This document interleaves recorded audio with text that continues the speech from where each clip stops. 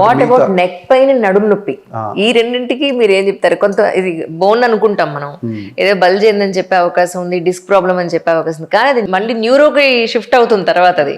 So దీని గురించి ఒకసారి వివరంగా సార్ ఏం జరుగుతుంది ఎగ్జాక్ట్ గా? సో నెక్ పెయిన్ ఫస్ట్ మనం మాట్లాడుకుంటే, నెక్ పెయిన్ చిన్న వయసులో పెద్ద వయసులో ఇప్పుడు రెండిట్లలో వస్తున్నాయి. అవును. సో నెక్ పెయిన్కి మెయిన్గా మనకి టిష్యూస్లో ఎక్కడ ప్రాబ్లం ఉన్నా ప్రాబ్లం రావచ్చండి. జాయింట్స్ ఉంటాయి, మజిల్స్ ఉంటాయి, నర్వ్స్ ఉంటాయి. అవును. సో జాయింట్ పెయిన్ కానీ మజిల్ పెయిన్ కానీ ఉందనుకోండి, యూజువల్గా ప్రజెంటేషన్ ఇంపార్టెంట్. పేషెంట్ ఎట్లా ఉంది, ఎట్లా వచ్చింది అనేది చూస్తాం.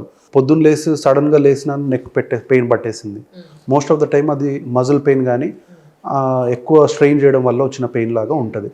బట్ నాకు లాంగ్ టైం నుంచి ఉందండి ఆ పెయిన్, నెక్ పెయిన్తో పాటు చేతుల్లో కూడా నొప్పి వచ్చేస్తుందండి అని చెప్పారనుకోండి, most of the time nerve compression అయ్యి మెడ దగ్గర నర్వ్ ప్రాబ్లం ఉండే ఛాన్స్ ఉంటాయి. నొప్పితో పాటు కొంతమంది తిమ్మిర్లు కూడా చెప్తారు, లేదంటే చేతిలో గ్రిప్ పవర్ తగ్గిందని కూడా చెప్తారు.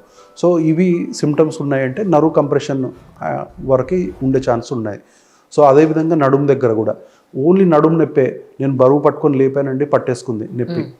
సో మోస్ట్ లైక్లీ అక్కడ జస్ట్ మజిల్ పెయిన్ అయ్యి ఉండొచ్చు. సో మజిల్ రిలాక్సెంట్స్ వాడుకుంటే సరిపోతుంది.